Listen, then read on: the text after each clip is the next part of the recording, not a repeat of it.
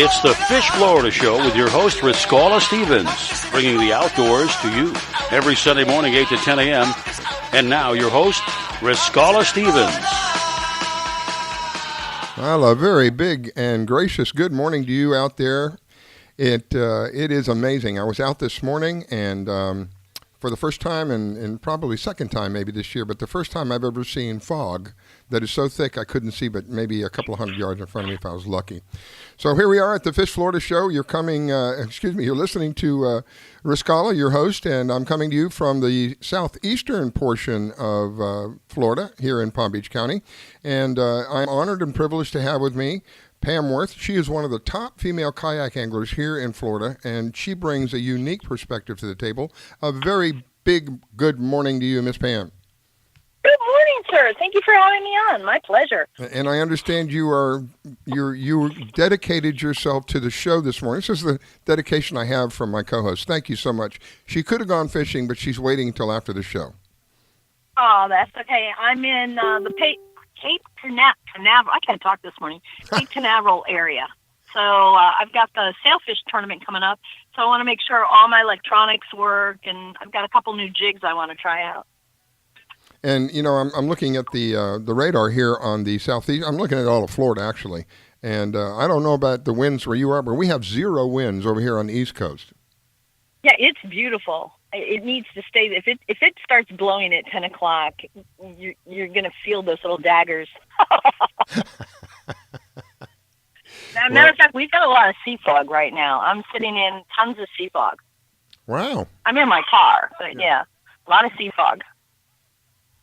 Wow. I lost my train of thought. I was going to ask you. Oh, what are you targeting? Today, probably big snook, triple tail, big reds if they're down there.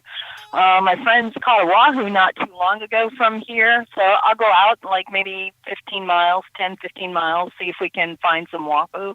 It just depends on what bait we catch. Mm-hmm. And I remember from the days of being on that side of the state, when you say 10 or 15 miles on the East Coast, you're really seriously out in deep water. 10 or 15 miles on the Gulf is what, like 30 feet, 40 feet? Yeah, you can go easily, 30, 40 miles before you get much deeper than about 30 feet unless you're in the channel. Yeah. So, go ahead. I was going to say, it's looking like a good day. We were going to launch here yesterday, and a couple of people came in and said the bite was off.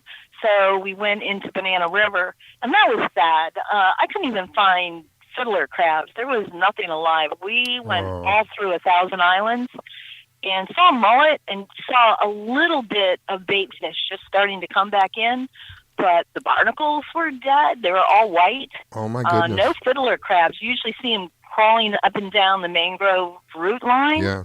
Nothing. How sad. It was sad. You know, it's unique how there are some places around the state that are, I don't want to say untouched, but seemingly untouched. They're not affected as heavily as other places. And I saw videos and pictures. I think it was Coral Springs. Is that the right place? Canals and just literally flooded with dead fish. I couldn't imagine paying to live on the waterway and having to put up with that. That would probably be Cape Coral over on the West Coast. Maybe that's what it was, Cape Coral. Yeah. Yeah, Coral Springs is kind of up by and west, like western area. Yeah, I get the two of those confused all the time. Yes, it was Coral Springs. Coral Springs is out there on the West Coast, right? Cape Coral is on the West Coast. I'm doing it again. Coral Springs is on your coast. Yeah. And they showed pictures of the canals. It was really very, very heartbreaking to see what's going on. Well, yeah, we did catch a couple of trout. They were small, so it's good to see that stuff's coming back in. There were spots where the grass looked like it was coming back in. Saw a lot of tiny micro bait fish, and that's kind of the food chain starting back up. Right. So they were coming back into the mix. Tons of mullet, but except for that, there was nothing. It's kind of eerie. In my younger days, a mullet was a fish that I saw everywhere.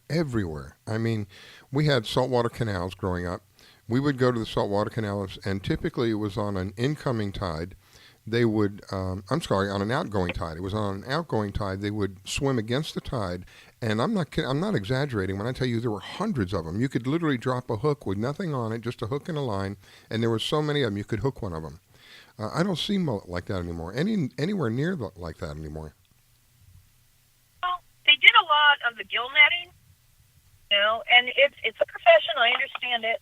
They're starting to regulate it, or they started to regulate it, and it's helping bring the mullet populations back up. Yeah. But it's like anything else. If it's overused or abused, it's going to go away for a while. Yeah. Well, it's been quite some time since I've seen any degree of even close to what I used to see as a kid all the time. That and there was another one that we hardly saw, don't hardly see anymore. I can't remember which one that was, but it is. It's heartwarming because listen, was it last week you were telling me you were out fishing? Maybe it was a week before. You were telling me that you were out fishing, and the water was looking good. Where were you out in the by the bridge and on the? I was over on the West Coast. Yeah, over by the Tampa Bay area. It was awesome. It was a great fishing day. The Skyway Bridge. Yeah. Yeah. So it's like I said, there's some places where it's good. So don't let the news of what's going on stop you from going out and enjoying it. There are places that are good. You just have to find them. It's just a little more of a challenge is all it is. Go out and find them and go fishing and enjoy it because there's still places we got that we can pull fish. And if you were lucky enough to get a couple dollars from Santa Claus, put that together, hire a guide, and go out and explore the area. Go to areas you haven't been to before. Speaking of guides, I think we're going to have a guide on today. Let me see. No, I think it's going to be the coming week. There was a gentleman you gave me the name of, and I can't recall his name, but I thought he was going to be on this morning. But he's not on the list this morning. We're going to have Robert Wagner. He'll be on here in just a moment. And excellent. He's with the Florida Fisherman Magazine. We're going to have Steve with Cajun Custom Rods. He's going to tell us a little bit about what he does and why you should have a custom rod if you're really serious about going out and getting a particular kind of fish. Joe and Maria Hector, they are with Extreme Kayak Tournaments. Are they the people who are putting it on in Pompano? Yes, sir, they are. Hot dog. Talented husband and wife team. Excellent. Well, I'm looking forward to talking to them as well. We're going to have the one and only Carolyn Stash with Atlas Trax. So I thought it would be interesting to have Carolyn on. If those of you who are not familiar with the product, Atlas Trax will explain it later, but I thought it might be interesting to have her on after we did the last show. And again, folks, I'm always learning. I don't pretend to know that I know everything. I didn't realize that you could have a piece of electronics that could cost you into the tens of thousands of dollars. And then that piece of electronics could be easily stolen off of your vessel.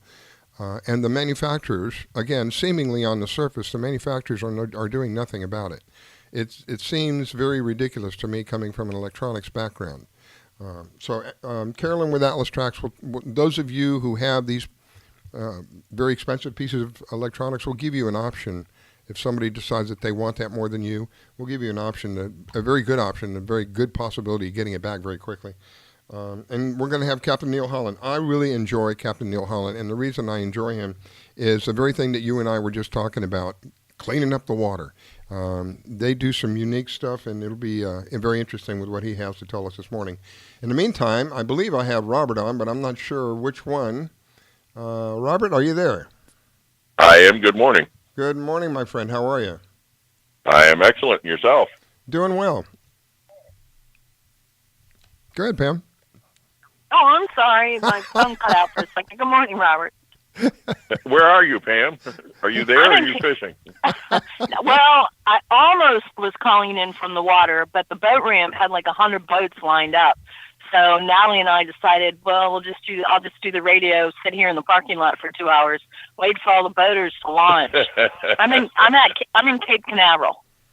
Yeah, I knew that, but I didn't know if you were out on the water. Not quite yet. There was fisticuffs almost at the boat launch. Oh. I mean, I almost recorded it. It was These guys went nuts. Oh, you should. Boat ramp is boat ramp the stories. Best place to shoot videos. Those are the best videos there are out there. because there's always some guy when there's a line like that doesn't know how to back a boat down into the water. Lord have mercy. Yeah. And gets the entire line pissed off at him and wants to kill him. So. Oh my God. Or you have the guy that decides he wants to rig his boat right there on the ramp before he launches it. Yeah. You know, in line he didn't put the rods in the boat. He didn't put all his tackle in the boat. He's sitting there with the boat halfway in the water, or not really in the water, you know, loading his boat now. And you got all these other people screaming at him. And then go back for the cooler. Yeah. Yep. Have you ever been to John Pennekamp down in South Florida? Oh, yeah. You ever seen the boat ramp? Oh, yeah. I don't know if it's still like this, but the boat ramp, I'm not kidding, it was like 45 degrees on this boat ramp. It was a pretty steep ramp. I watched the guy in a BMW, it was a relatively new BMW, back up a small boat. It wasn't very, it was like a 16-foot whaler, I think it was. Backed this thing up, and apparently it was a manual transmission vehicle. Oh, that's always a good thing, yeah. He backed it up down into the water.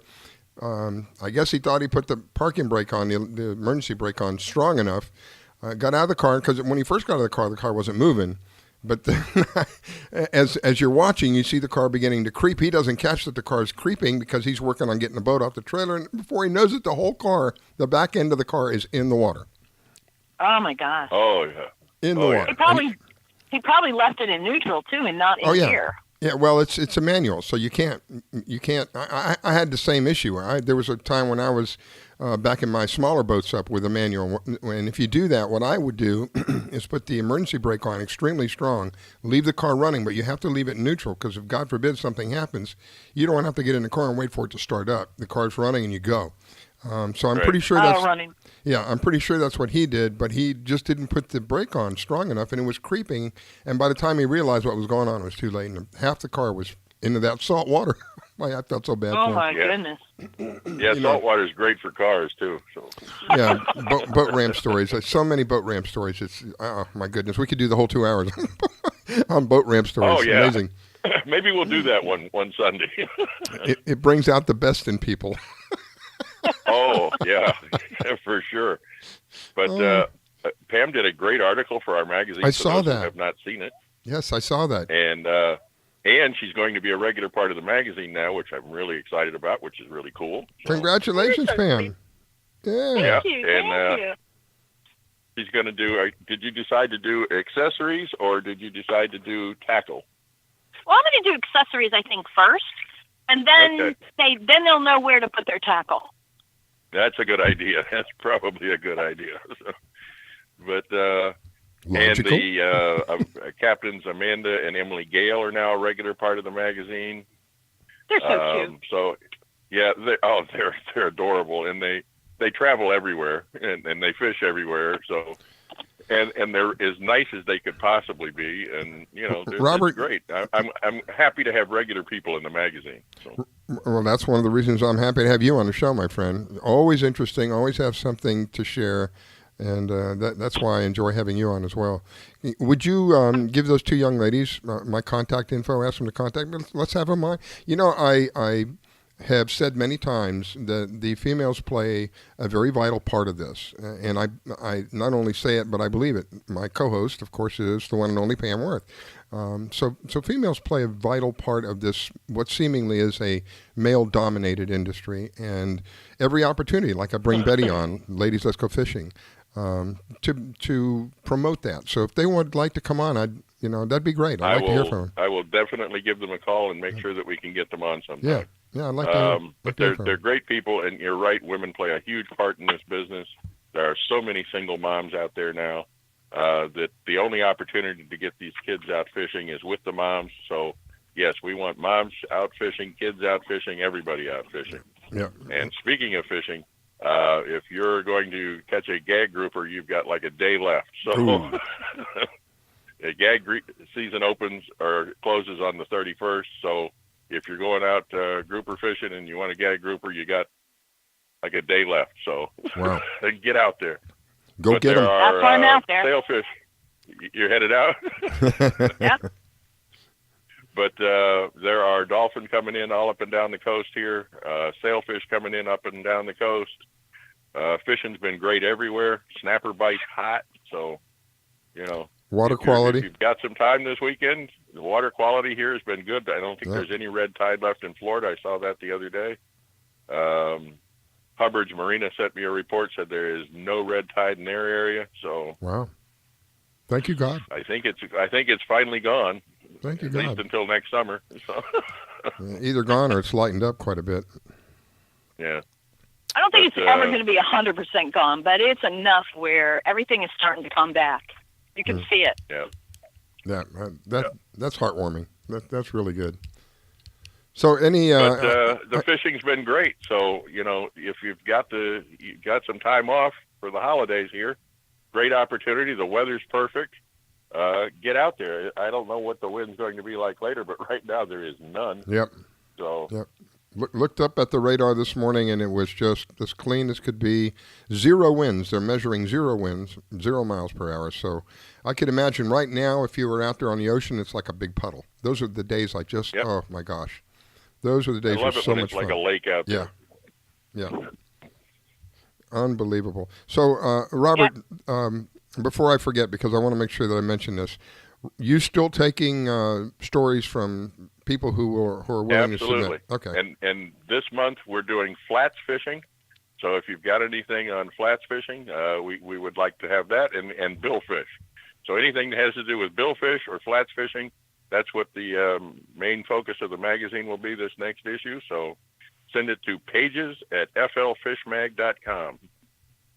Okay, Pam. No, I was going to say those are 2 great topics.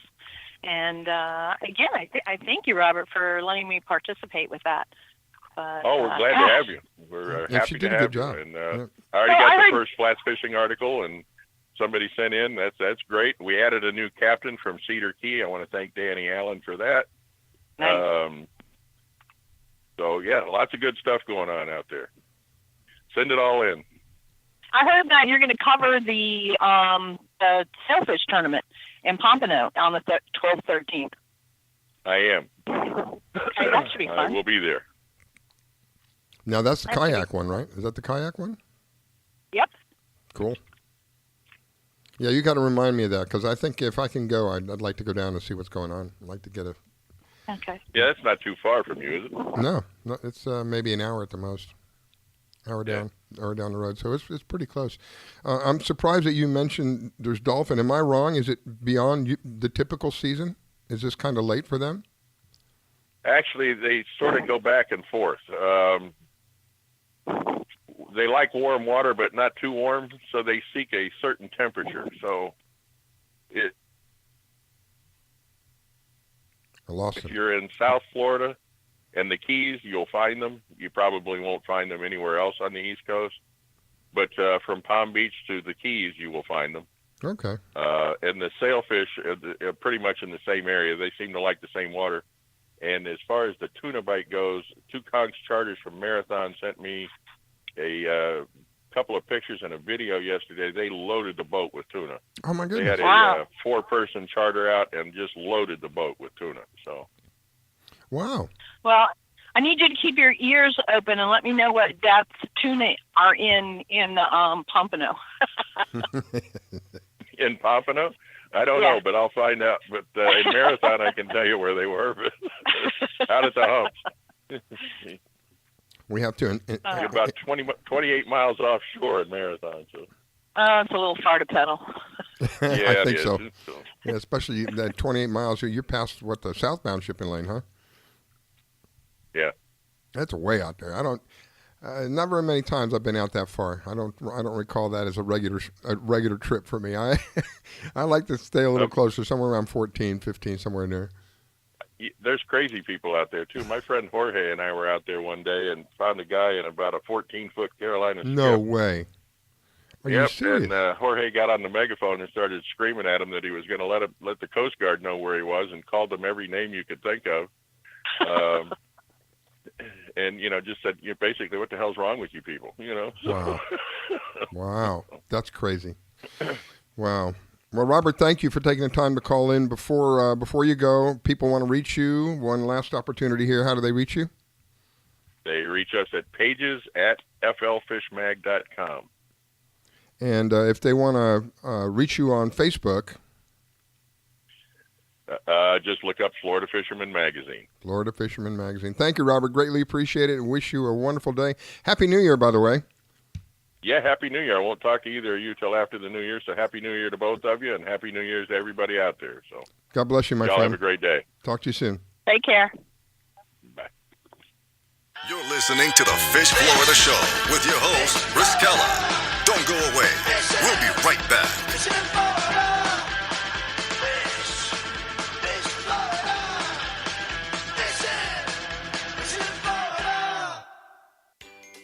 Do you need toner for your Epson, Hewlett-Packard, Canon, Brother, Apple, or Sharp printers? Look no further than Laser Technologies. In business for over 20 years, they offer the lowest prices on toner on the web. They can also repair your laser printers and toners fast and easy. Call their expert staff today at 561-792-9600 or email us at service@laser-technologies.com for all your toner needs. All toner is shipped nationwide. Why wait? Get the lowest prices on toner. Call or email us today.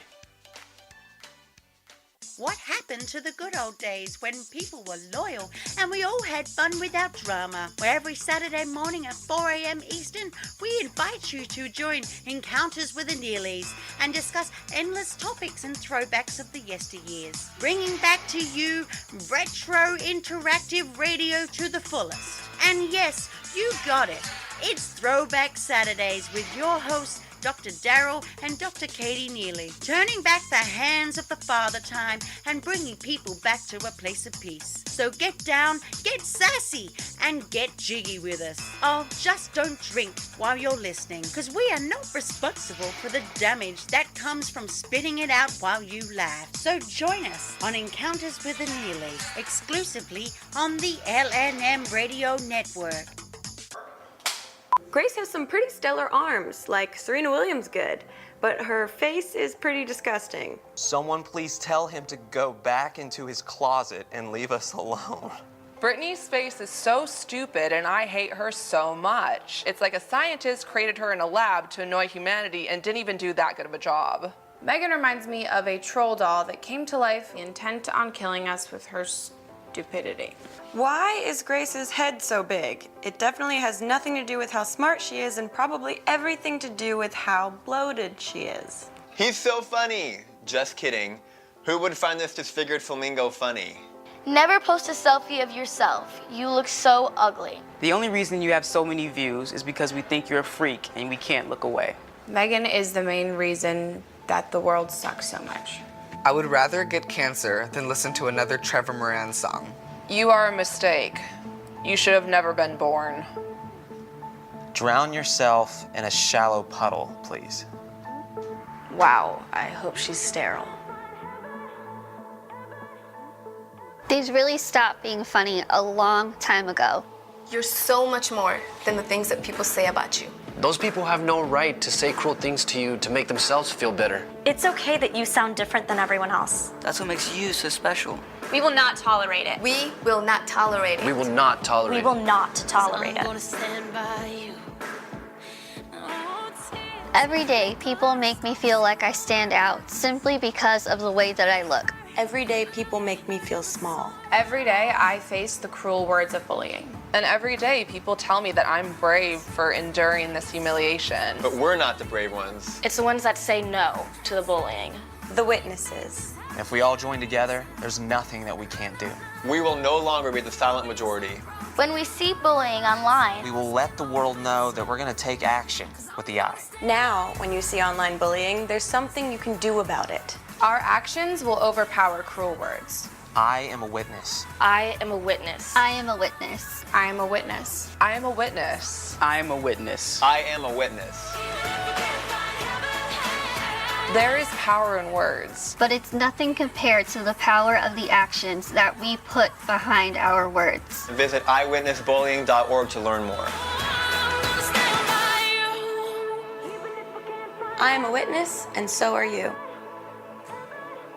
I'm gonna stand by you. This station is now the ultimate power in the universe. We have ignition. Strap in. 5, 4, 3, 2, 1. I grab my fishing pole and cast it in the water. I fish until dawn. Oh my, I caught a shark. I'm fishing and blowing on when the sun shines all day. Call me a grouper. So I'm fishing and blowing on. Oh yeah. It's the Fish Florida Show with your host, Riscala Stevens, bringing the outdoors to you every Sunday morning, 8 to 10 a.m. And now your host, Riscala Stevens. Okay, ladies and gentlemen, we are back. It is the Fish Florida Show. I am your host, Riscala, coming to you from the East Coast of Florida, and my co-host, Pam Worth, one of the top female anglers here in Florida, coming to you from the West Coast. We thank you for joining us. Good morning to you, Pam. Good morning. But today, I did cross the coast, and I'm up in Cape Canaveral. Oh, that's right. I forgot. You see how quickly I... You know why? Because I'm reading and talking, and I'm not paying attention, looking at the next person coming up on our list here, Steve with Cajun Custom Rods. And so that's what happens. I try to read and talk. And, of course, that's not working very well. So, but so it is where you're at now with the reports we had from Robert just now. Looking good where you're at? Yes, it's beautiful. It's a dead calm. I've got a little bit of sea fog out here, so I have my light on and big flag up on the kayak so people can see me if they're looking. Mm-hmm. And going to test out some equipment, get ready for the sailfish coming up. Equipment. Now, that's one of the reasons I wanted Steve to come on the show with us and share with us equipment, because we talk about fishing quite a bit. You know, last show we talked about okay, now you've caught the fish, what are you going to do with it? How are you going to cook it? And we had Ken on with Southern Pride Foods, and he was sharing with us some of the things that you could do with the fish. But going back to the very basics, if you're serious about fishing, then this gentleman coming up here, his name is Steve, and he is with Cajun Custom Rods. A couple of things I like about this. It's a small company, made in U.S., and family-owned. And those are the kind of things I like. Those are because, I'm a small businessman, and I help in the best way I can to promote other small businesses, because that's really what America's about. Anyway, good morning to you, Steve, and thank you so much for taking the time to call in, sir. Hey, good morning. How are we? Pretty good. You're kind of fading in and out a little bit. I think this is better right here, I think. All right. Good deal. Good morning to you, sir. Hey, good morning. How are you? We're doing pretty good. You, Pam? Yep. Good morning, Stephen. Welcome to the show, hey, sir. Hey, Pam. Hey, how are you? Thanks. Great. I got 2-year rods sitting in my kayak just waiting to be launched. I got the Hellebomb and the line hauler. And I'm here with Natalie, so she's got her Hellebomb, too. Oh, awesome. So, Steve, let's talk a little bit about, well, first of all, pronounce your last name for me, because I didn't dare try to say it. So it's pronounced Plaisance. So it's French, Plaisance. Yeah, yes, sir. Hot dog. Cajun French.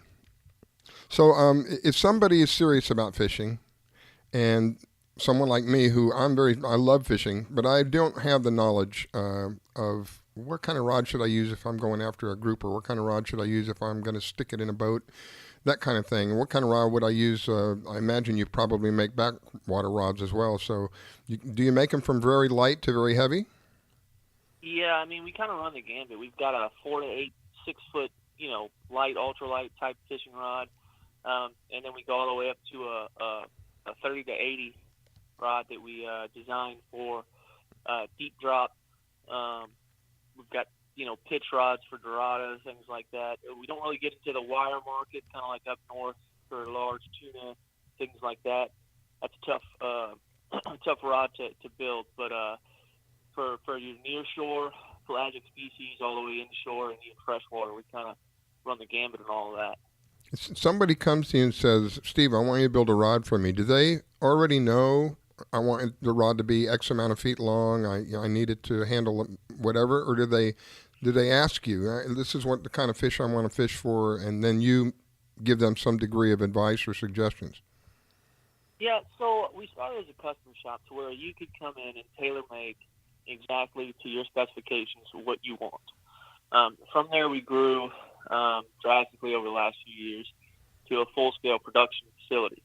So we don't do, if you were to call me and say, hey, I need this, I want it painted white and have my name on it, things like that.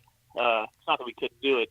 It's that we're producing now. So what I would do is fine-tune you, directly into the rod that I think is best for you based on what are you targeting, what's your lure selection, generally speaking, and then work you out from there. Mm-hmm.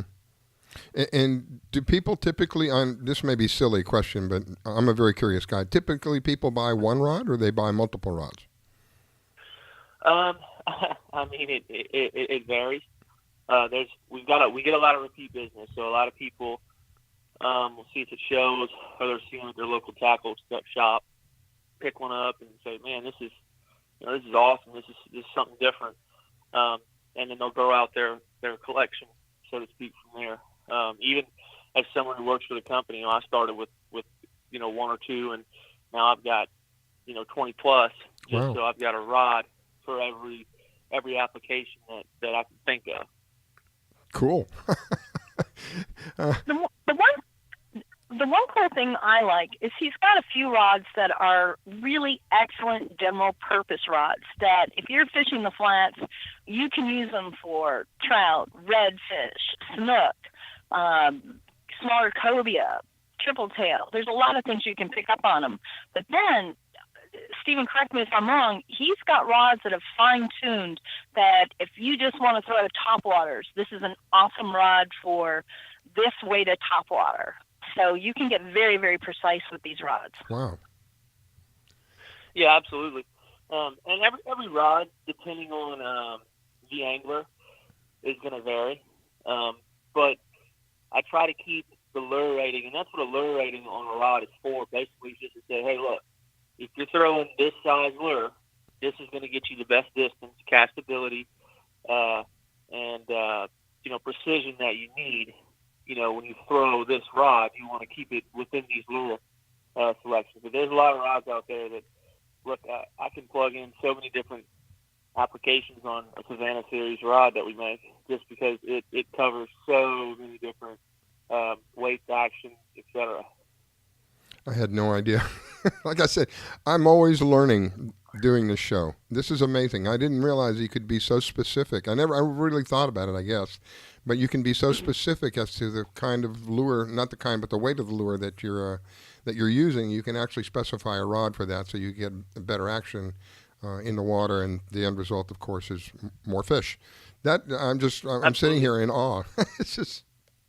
Yeah, I mean, it's going to make you more successful. I think Pam knows that as well. We talk time to time. She's like, hey, look, I'm fishing this tournament here, and I'll be throwing a lot of this. They're biting on this, whatever, what have you. And I'll actually go pull down a few tips and say, Pam, kind of like this rod that you already have, or imagine a little bit stiffer, a little bit faster tapered. She goes, ooh, I like that, and then she'll get the rod, dish it, and go, yeah, that's the one. Hopefully I usually nail it the first time. I hate being wrong when I try to tell someone what they should get. Go ahead, I've used his rods. I've used Cajun rods all last year, and I was so successful with them. The feel in them. I use braid on the inshore, so braid is obviously a very, very tight feel to it. You can feel everything. And that rod, you can feel, you put a small little plastic paddle tail on, you can feel every movement of the tail. And if something taps it or you get grass on it, immediately, which saves a lot of work. And, my hook sets are true. I wanted to ask you, Steve, I don't know if you can tell me in public, but what are the rods made out of? Oh, yeah, they're made of carbon fiber. We purchase carbon fiber, and we get it made to a specific grade and specific tight tolerances that we require for our product. We don't just want to use anything, because if we do that, then what's going to differentiate us, other than patterns or mandrels or things like that in the production process. So we get really fine-tuned fabric, and we use different grades of fabric. One grade is no better than the other. One grade will just allow the rod to do and act differently. So sometimes we'll mix up patterns with an end game in mind. Hey, we don't have a rod that does this at the moment. What can we do? Okay, well, we should throw 30 ton, Wow. a little bit spongier feel, and then we'll stiffen it up top with some 40 ton, a little bit higher modulus material. Like I said, to stiffen it up top and add a little sensitivity to it. How long So have you? Oh, I'm sorry. That's okay. How long you been doing this? I've been at it for 2 years. My boss is the real genius and brains behind all of this. He's actually an engineer from Annapolis, and has learned his way through the industry, and that's where I'm basically his apprentice. So I'm still learning. There's a lot left to learn. Wow. Go ahead, Pam. I was going to say, so what you're actually saying is there's a lot of rod companies here in the United States that claim U.S. made. In reality, they're bringing the blanks or the rod part in from overseas and assembling them in the United States. Now, are your blanks, that's the rod without anything on it, now are you doing that? Are you importing them in, or are you actually making them here in the United States? No, we actually make our blanks. So there's basically, you can kind of boil everybody down into 3 categories: manufacturer, importer, and custom. Manufacturer importer is somebody who manufactures rods at full scale capacity. They bring in parts and pieces overseas and build them. They're assembled in the U.S., not made in the U.S. Mm-hmm. What we do is buy raw source material from U.S. companies, roll the blanks from scratch here in the United States at our facility here in Jacksonville, actually. And we have the full capacity to roll our blanks amongst other folks' blanks as well. And we can finish and fit and do the whole outfit if need be, if that's required. Steve, do you have any pictures you can share with us we can put up on the website of the manufacturing process? Something, that doesn't give away any proprietary information? Yeah, for sure. I'll send you a link, and then it's got all the pictures of our facility. And we've got a few shots here and there. do you have a website? Yeah, so if you go out to CajunCustomRods.com, you can take a look at everything we've got. You can get a brief kind of overview of how you make a rod from start to finish, and I mean fully manufacture. Wow. And you get a little showcase of kind of our facility and what we do. CajunCustomRods.com? Yes, sir. Okay. CajunCustomRods.com. You can find them there. I've got to go to this website. I'm learning so much with regard to how technical you can be. In my days of fishing where you just grab the rod, grab a reel, and grab a bucket, and let's go fishing, that kind of thing. But I have learned since those days, I used to make fun of people fishing with kites, and I found out, oh my goodness, I couldn't have been more wrong. That kites can be very technical. Kites can be very advantageous out there under certain circumstances. So I'm learning all the time, and I've learned quite a bit this morning, and I'm very pleased to hear that you're a raw manufacturer. You're taking the raw goods and finishing them off. That's I was involved with that for a while with the plastics industry. We were raw manufacturers. Yeah. We took the raw material and made something out of it.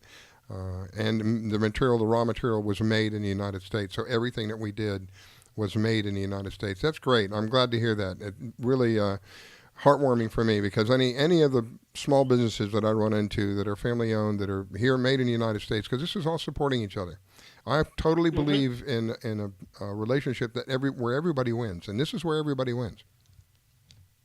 Oh yeah, I agree. I agree wholeheartedly.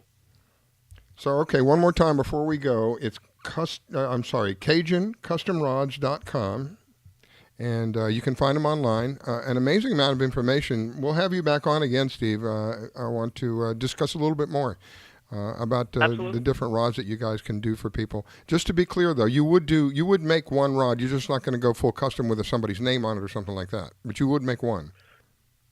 Well, I mean, not really. I'll plug you into one that we produce on a daily basis. Okay. We may, in the future, bring back the custom shop. But right now, capacity is running full bore, and we are running and gunning for first quarter production. So it's all about finding time in those windows right now. Okay. Well, that's good to know. I wanted to be clear about that, because I wasn't very clear in my mind whether you could do that or not. Greatly appreciate it, sir. Thank you for taking the time to call in. Pam, anything you would like to say before we go on to a break? Yeah, I was just going to say that you can find these not only online, but at certain retailers throughout the United States, freshwater and saltwater. And this is as close as you can get, as if you want to call it a production rod, that is a custom-made rod. Yeah, and on our website is that if you're looking to get a rod and you want to feel them, because that's one of the things that's important, take a look at our dealer page. It lists out every dealer that carries our rods in the United States from, Arizona all the way to Connecticut and everywhere in between. So please take it out and support your local retailers and, keep Americans at work. Amen. Thank you, my friend. Greatly appreciate it. Ladies and gentlemen, don't go away. We'll be right back. Thank y'all.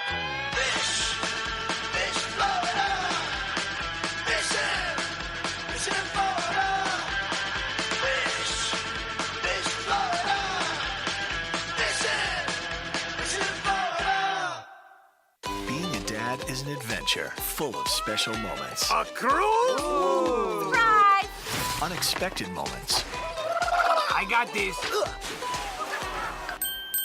And even awkward moments. Okay, Dad, thank you. But every moment you spend with your kids, even the smallest moments, can make the biggest impact on your child's life. So take a moment to be a dad today. There's a lot of fear in coming back to school. I wasn't sure if I could do it. I'm a 40-year-old man that walked in there to get his high school diploma. It was very hard for me, but the teachers, the counselors, they help you.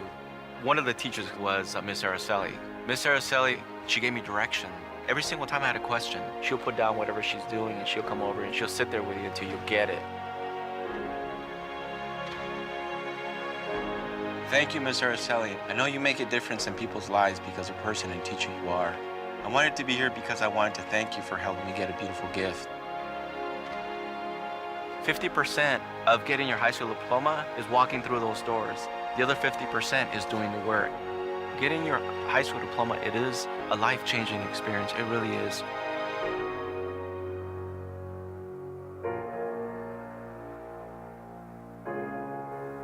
Find free adult education classes near you at finishyourdiploma.org. The views and opinions expressed on the L&M Radio Network solely belong to those who make them and do not necessarily reflect the views and opinions of the L&M Radio Network or our affiliates and advertisers. Have you ever heard of Audible? Audible is a website with hundreds of thousands of audiobooks. They're all high quality, easy to listen to, and, best of all, if you take advantage of a special deal that we've worked out for you, you can get one for free. That's right, a free audiobook of your choice in any genre, simply by going to audibletrial.com/openeyes and signing up for the free trial. It's simple to do, and it would support the shows that we bring to you, and hey, you get a free book out of the whole thing. So why not take advantage of it today? Go to audibletrial.com/openeyes and sign up for the trial. Ask 10 different scientists about the environment, population control, genetics, and you'll get 10 different answers. But there's one thing every scientist on the planet agrees on. Whether it happens in 100 years, or 1,000 years, or 1,000,000 years, eventually our sun will grow cold and go out. When that happens, it won't just take us. It'll take Marilyn Monroe, and Lao Tzu, and Einstein, and Morobuto, and Buddy Holly, and Aristophanes. All of this was for nothing. Unless we go to the stars. Do you need toner for your Epson, Hewlett-Packard, Canon, Brother, Apple, or Sharp printers? Look no further than Laser Technologies. In business for over 20 years, they offer the lowest prices on toner on the web. They can also repair your laser printers and toners fast and easy. Call their expert staff today at 561-792-9600 or email us at service@laser-technologies.com for all your toner needs. All toner is shipped nationwide. Why wait? Get the lowest prices on toner. Call or email us today. While other stations just talk a good game, we win it.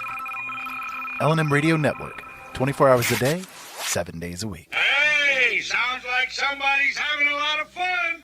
I grab my fishing pole and cast it in the water. I fish until dawn. Oh my, I caught a shark. I'm fishing and blowing on. When the sun shines all day. They call me a grouper. So I'm fishing and blowing on. Oh yeah. It's the Fish Florida Show with your host, Riscala Stevens, bringing the outdoors to you every Sunday morning, 8 to 10 a.m.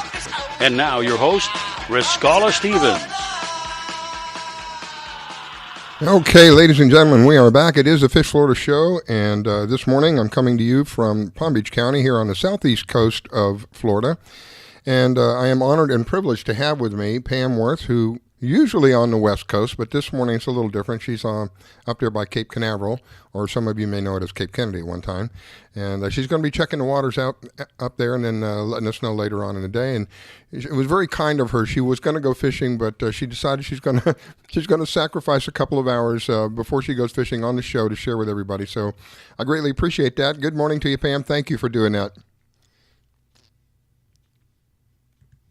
She's out catching bait and she's scouting the area. So when we're over, I'll catch up with her and we'll go play. Good deal. And you were kind enough to give me Joe and Maria Hector's contact information, and they very graciously accepted my invitation to come on to the show this morning. They are with Extreme Kayak Tournaments, and Pam has mentioned a couple of times how she is looking forward to go down to Pompano, I think it is, and join in one of these tournaments. So a very good morning to you. I don't know if I have Joe and Maria or Joe or Maria, but good morning to you. Hey, how's it going? Yeah, it's Joe Hector. All right, Maria, your voice is a little low there. Good morning, Joe. Thank you for taking the time. Thank you for taking the time to call in, my friend. Oh, no, thank you for having me. I really appreciate it. So they started, I'm just going to interject here. This is an amazing couple. And Joe's on, I'm sure Maria's resting for certain reasons, but we won't go into that. But, oh, yeah. A long story short, these guys have taken a sport from nothing, and I'm just so impressed with them. I'm not going to spoil it and let you talk about it, but I can't be more impressed with this couple than I am. Sweet. Thank you very much, Pam. Thank you. Yeah, we started in 2011, and we put on the Extreme Kayak Fishing Tournament Series at Pompano Beach. We actually host 3 events a year as of right now. We're working on a 4th again. We actually put on an international event in the Bahamas for 4 years.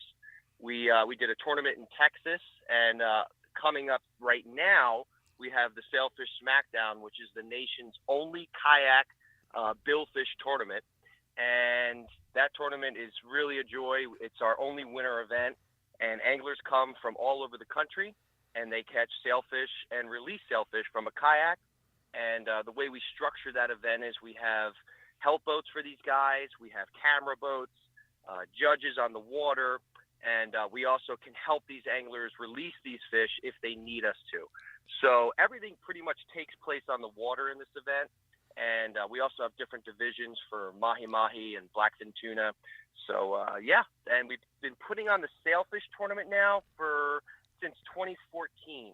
And our very first winner of that event was from actually Tulsa, Oklahoma, a landlocked state. And that's kind of what put the event on the map, because someone from out of state winning that event here in South Florida, it really showed people that, you know, anyone can do this, anyone can get out of the water, and anyone can catch a sailfish on a kayak. So that's really how we've been building. And, yeah, it's been a lot of fun. Pam has done really well. She was in I think it was 2016 where you were neck and neck with 2 other anglers for the Sailfish Crown? That's true. So close, yet so far. Yeah.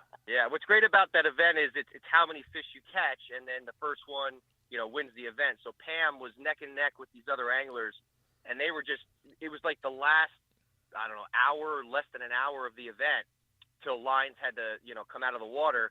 And these guys were just catching sailfish at the last minute, just going at it. And it was pretty unbelievable hearing it over the radio and seeing it on the water. So yeah, we're really excited. People are catching a lot of sailfish right now. We're just praying for that for the good weather, and hopefully, we'll get that, and guys will get out and compete. Yeah, I want a daylight today. Today's I know, gorgeous. right? I know. That's what we need. We have an absolutely So- gorgeous day out here today. On both sides of the state, it appears to be. I don't know about the West Coast, but here on the East Coast, and Robert backed me up as well. He was saying how beautiful it is. I bet it's like a big lake out there today. Oh, it's beautiful. Yeah, definitely nice, and that's what we hope for. Last year was rough because I don't know what it was. I don't know if it was an El Nino type year, but most of our events last year we had to deal with rough weather. But what's great about the extreme events is I feel like we have the best of the best when it comes to these kayak anglers fishing offshore. And these guys went out last year in our sailfish event, and they were battling, 2 to 5 foot seas, and Wow. we had guys from Texas and all over compete in that event. And actually, the winner of that event was from Jacksonville, and then the winner of our second sailfish event was from Pennsylvania, Pittsburgh, Pennsylvania. Unbelievable. You mentioned that one of the people who won was from Oklahoma. Last time I checked, I don't think there's sailfish in Oklahoma, right? No. And yeah, it was unbelievable when that happened. Actually, it was first and second. Wow. They actually got. So it was unbelievable. And that's kind of what got extreme kayak fishing off the map, because we have a summer event, which is called the Summer Slam Series, and that's a meat fish tournament where we catch wahoo, tuna, kingfish, mahi-mahi. And those events, they're still our bread and butter, and they continue to grow. But the sailfish tournament that we put on that year really opened everyone's eyes around the country about Pompano Beach and about the extreme kayak fishing tournaments, because before that we weren't getting much out of towners, and we advertised a lot on social media. And then right after that event with these Oklahoma guys, we started getting people from Texas. We've had people from South Africa. Wow. We've had people from China. We've had people literally from all over Cuba. We had a guy from Cuba come to the Summer Slam and catch an almost 40-pound wahoo in our event. So it's really that event with the Oklahoma guys really opened the door for extreme kayak fishing nationally. And now we're really excited. We got the sailfish tournament right around the corner, and I know we already have guys from Texas signed up coming to make the trip for the event. And that's another thing that's great is these out of towners can make a vacation out of it. Mm-hmm. They're coming from cold weather. They're staying in a motel or someplace nice. So they'll stay. It's a 2-day tournament, so they'll probably stay for 3 or 4 days and make a little trip out of it, with their families. So let me ask you, now, this may be another silly question. Like I said, I'm always learning. I take it you are a kayak fisher? You fish out of kayaks as well? Oh, yeah. I was doing it before it was cool. I was, I used to do it, back in the early 2000s, and I think 2005. And I went out on my very first trip, and I fished my whole life. I'm actually from New Jersey.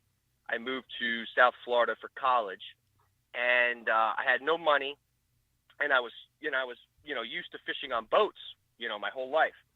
So as a struggling college student, I said, I got to figure something out. I want to get offshore. So I went to Bass Pro and bought a cheap kayak, and I started going out. My first trip out, I caught a 40-pound mahi-mahi. Wow. And that was the start of something great. Wow. And something that I really wanted to do. And then we started building a community here locally, and it was small. And then we just grew and got some sponsorships. Nautical Ventures actually became our very first sponsor. They were probably the only ones that didn't think I was crazy and nuts. And because I would go to these sponsors years ago, and I would say to them, hey, I got an idea. We're going to do this big fishing tournament, but it's going to be on kayaks, and it's going to be offshore for sailfish, tuna, and wahoo. And they're looking at me like, are you serious? Is this a joke? Did someone send you here? And then obviously, I went to school for for computer animation and web design. So I started advertising and building on the web, stuff I was doing. I was promoting with pictures and videos and stuff that I was catching. And that's how we started building this community here. Wow. And I think Pam can even say, I think we've also built a big family, because we've all come, we've been together for years now, and there's definitely like a family atmosphere when you fish these events. You're right. Everybody out on the water helps each other. I mean, there's certain rules. You can't give bait, you can't give tackle. But if somebody's stuck, even if they're not in the tournament, almost every single angler I know will stop tournament fishing, go over, and assist the person in trouble. Exactly. Wow. Exactly. Well, So it's a common bond kind and of thing. What we're really starting to see, which is exciting for us, is we're starting to see a turnover of a lot of boat guys that are coming over and fishing our event, and then vice versa. And the kayak guys are getting on the boat. So, the growth has been really different than I thought it would be over the last couple of years. We're getting a lot of good anglers that fish from charter boats, guys like Benny and some other guys, and they fish in these big, huge tournaments here on boats. So to see that turnover as well, to get these guys on a kayak is something that's exciting for me as well. And we also do a podcast, and we get a lot of guests on, and we're trying to get raise awareness of what we're doing through the podcast as well, taking new people out and then asking them about their experience and what they thought. Because in the end, I know the title is Extreme Kayak Fishing, and I didn't think about it when I first started it, but it might be a little intimidating for people when they first read that in the big red bold. But it's not what people think, and it's actually a lot easier than people would think. And if you go out on a nice day, especially a day like today, oh my goodness, it's very easy for people. And then if you catch a sailfish on top of that, it's addicting. You'll love it for life.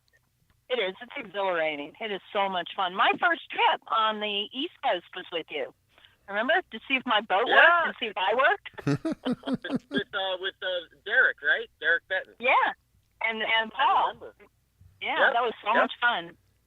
Yeah. And that's the thing. I used to go out a lot more. Obviously, I don't fish as much as I used to. I wish I did, but I used to take out groups of people and do meetups and just do everything I could to grow the community and just get it to where I always pictured it to be. And we're still not there yet, but I know we'll be there pretty soon. And we got some exciting new stuff coming out for the year. I can't talk about it yet on the show, but I think people will be excited with some of the new stuff and wrinkles that are coming out, definitely in the summertime. So stay tuned for that as well. Awesome. Great. If somebody wants to get involved in one of these tournaments, how do they do that? Sure. They can go to extremekayakfishing.com, and that's our website.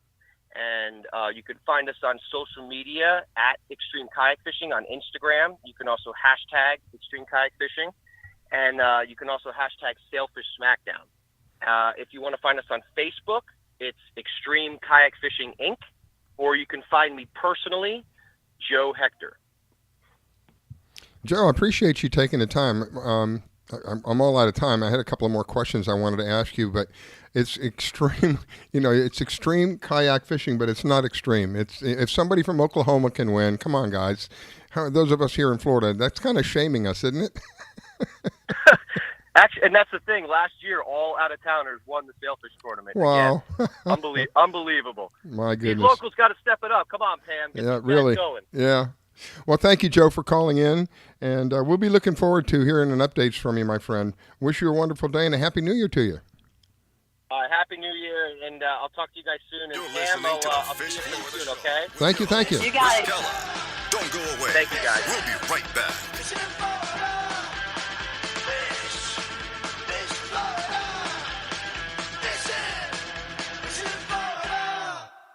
With up? Ricky Dillon here at the largest social media gathering in the world. So the internet is an amazing place, but sometimes it can be a not so great place with online bullying and trolling and stuff. Have you ever seen online bullying before? Unfortunately, it's kind of common. Online, people can hide behind the internet. Those comment sections can be a little harsh. Yeah, definitely. That's a good word for it. I've been called many homophobic names. I felt embarrassed. I felt humiliated. It made me stop liking myself. What if I told you there is something that you can use anytime that you see bullying online that calls attention to it in a nice way? Like, hey, that's not nice. I wish that was the thing. It's this! So anytime that you see any kind of hate online, go into your phone, go into the symbol section, post this I, and it says that that's bullying. That's not nice. So would you post this if you saw someone bullying someone? Oh yeah, definitely. It's like a lot more mature way to handle situations. Find the emoji in your phone, send it to 5 of your friends, and let them know what it means to be a witness. Go to eyewitnessbullying.org to learn more about the emoji. The L&M Radio Network has a subscriber chat room for you, the listener. Come interact with your fellow listeners and like-minded people and talk about the shows in a safe environment, from the paranormal to conspiracies and anything else L&M related. All you have to do is go to the lnmradionetwork.com website and click the official chat page button at the top of the homepage. From there, you can sign up for the cost of a cup of coffee. If you're a late-nighter subscriber, the chat room is absolutely free with your subscription. Terms and conditions apply. Then click connect and you'll be able to log into the chat room. We're here for you 24 hours a day, 7 days a week, and the chat room is both for Studio A and Studio B. We look forward to seeing you there. You're not wired to have a response to this sound. You're neutral to it. You hear it every time you finish a meal and never feel anything. But if we were able to associate this sound with a new stimulus, save the food, we've achieved pulling a natural response from you. Save the food. Why are we doing this, you may ask? Save the food. Because this ad is trying to change your after-meal behavior through brainwashing. Because food waste costs the average family $1,500 a year. Save the food. Cha-ching. And $1,500 extra bucks is like getting a pay raise. Save the food. Cha-ching. You're promoted. Which could pay for your child's braces. Save the food. Cha-ching. You're promoted. Check out my braces. So when you hear this sound, rethink your behavior. Cook it, store it, share it. Just don't waste it. For tips and recipes, visit SaveTheFood.com. Brought to you by NRDC and the Ad Council. I dare you. I dare you to change the world. Yeah, you. Getting that college education. I dare you to be somebody important. Like be a teacher. Or a reality TV star. I dare you to stand up here. To call the shots. To be a role model. An inspiration. An innovator. To be a teacher. Be my teacher. Think you can change my life? Make me excited about science like you? Have a career that really means something? Then do it. I dare you. I dare you. I dare you. I'm waiting. Are you intrigued by Paranormal Talk Radio? You'll love the new Paranormal Radio app from TalkStream Live. You'll find a great selection of talk shows covering UFOs, ghosts, strange phenomena, and much more. Download the Paranormal Radio app now and start listening to the very best in paranormal talk entertainment, including the network you're listening to right now, the Paranormal Radio app. Free in Google Play and the iOS App Store. We just finished dinner and it was time for homework. He hates homework. It makes no sense. I don't know how he finds anything in his backpack. I can't find my backpack. I couldn't even read his handwriting. Holding the pencil makes my hand hurt. I know he's bright. Why is it so hard for me? He's I'm just trying gotta as try a hard little as harder. I can. When you can see learning and attention issues from their side, you can be on their side. Go to understood.org, a free online resource with support and tools to help your child thrive. L&M Radio Network, shining the light of truth, 24 hours a day. I grab my fishing pole and cast it in the water. I fish until dawn. Oh my, I caught a shark. I'm fishing and blowing on when the sun shines all day. They call me a grouper. So I'm fishing and blowing on. Oh yeah. It's the Fish Florida Show with your host, Riscala Stevens, bringing the outdoors to you every Sunday morning, 8 to 10 a.m. And now your host, Riscala Stevens. Well, very good morning to you if you're just joining us. It is a gorgeous day. If you're not here in Florida, I feel sorry for you because I believe on both coasts this morning it is just absolutely gorgeous. It's just no winds here on the East Coast. Apparently no winds on the West Coast. If you get out there on the ocean, it's going to be like a big puddle. One of the days that I used to enjoy so much. And my co-host, Pam Morris. Pam is one of the top female kayak anglers here in Florida, joining me. Thank you, Pam, for doing that. Appreciate it. My pleasure, sir. I appreciate the invitation. And, last week we had Bruce Marks on, I think is his name. I hope I had that right. We were talking, again, I'm always learning on this show. We were talking about this expensive equipment that was being stolen off of the vessels, and some of this equipment can run into tens of thousands of dollars. And what he was trying to do is bring the attention to the manufacturers so the manufacturers could do something about it, because it's very logical what he wants. It's very simple to do from my point of view anyway. But what if you have one of these pieces of equipment and you've got tens of thousands of dollars invested into it, and it doesn't have any way of tracking it? God forbid somebody takes it from you. What are you going to do? My next guest gives you a valid option to that. If somebody decides that they want it more than you, Carolyn will kind of explain that. Good morning, Carolyn. Good morning, Pam and Riscala. Merry Christmas, Happy Holidays. How are you both? Happy New Year to you. Well, I'm glad you had Bruce on last week because we've been kind of working with him a little bit as well. You know, if somebody is deciding that they don't want to necessarily steal a vessel, they're starting to take electronics. Yeah.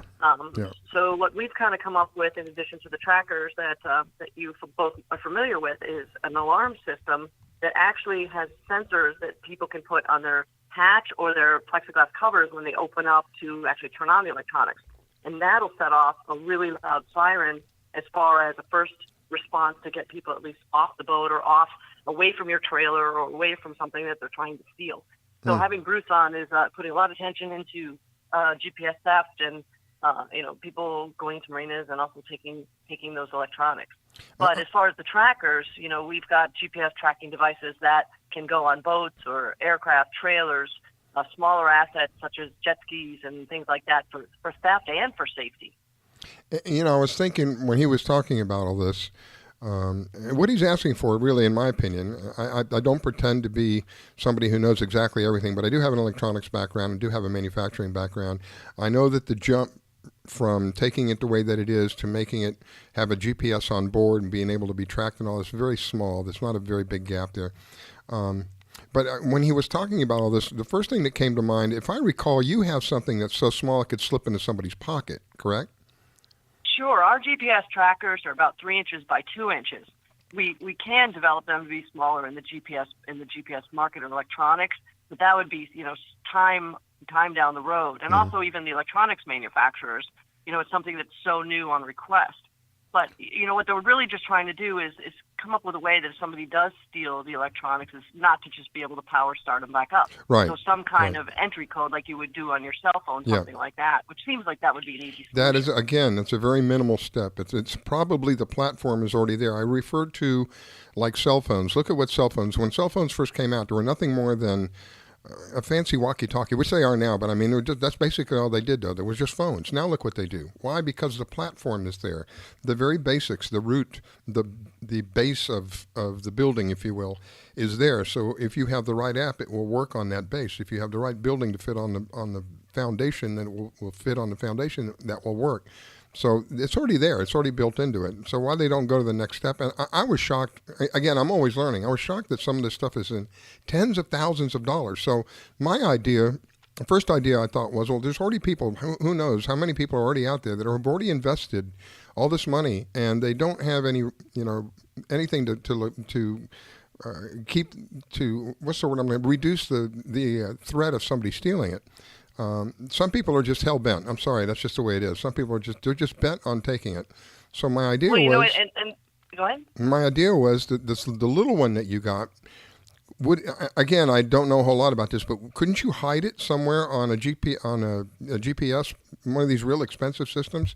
Couldn't you hide it somewhere, and as soon as it's moved, it gives you an alarm?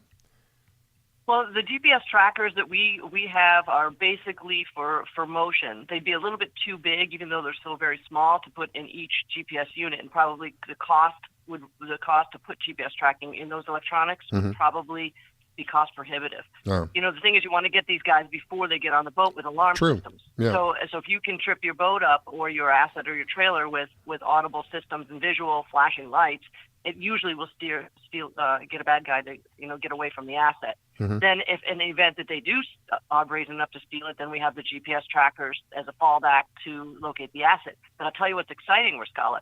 In the very near future, anyone that buys a tracker and an alarm system, if the door sensor or a cable is unwrapped, the alarm system will notify the tracker, and the tracker will email the customer.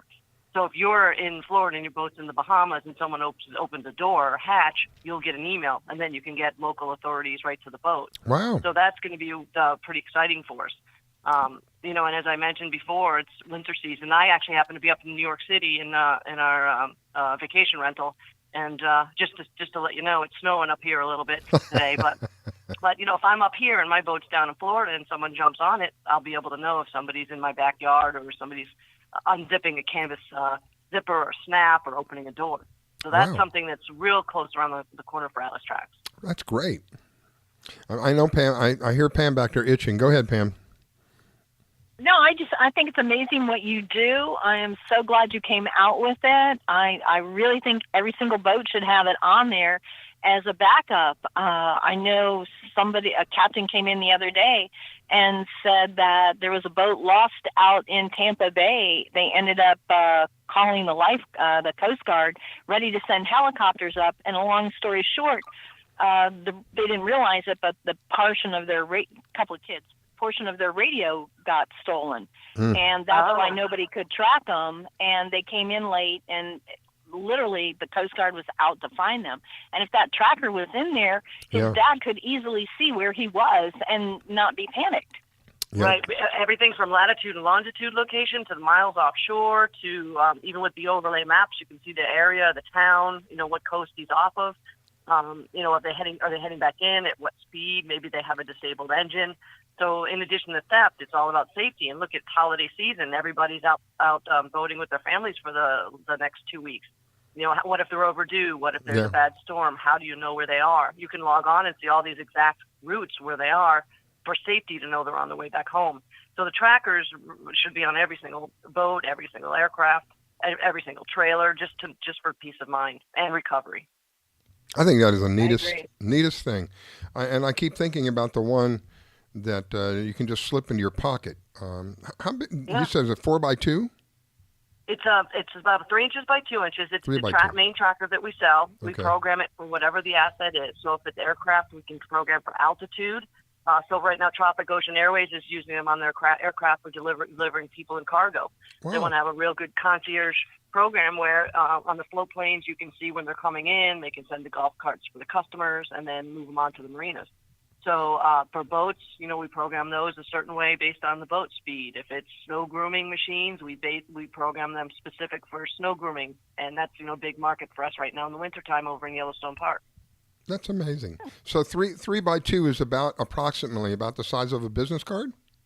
Yeah, fits right in your hand. It installs in about 30 seconds. It comes totally live. The batteries are already installed and will last and get monitored for over a year. So it's all, basically take it out, user-friendly, and install it, and it's ready to go. What happens? It'll send the customers emails every location or text messages where it is. What happens if the battery goes low? Do you get a warning or anything?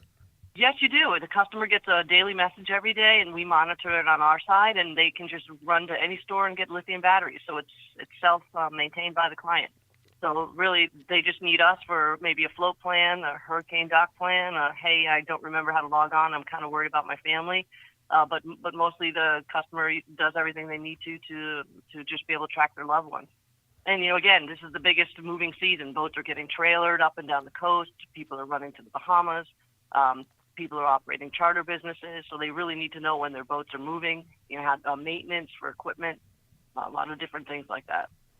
I didn't realize it was so small. Oh, it's very small. And I didn't realize that. You and I are going to have to talk afterwards. I would love to get these in people's kayaks, just for safety. Yeah, absolutely. We just had Joe Hector on, and we've talked with him too. He's in Pompano Beach, and think about the kayaks. You're out there, it's quiet. You're out there for hours and hours.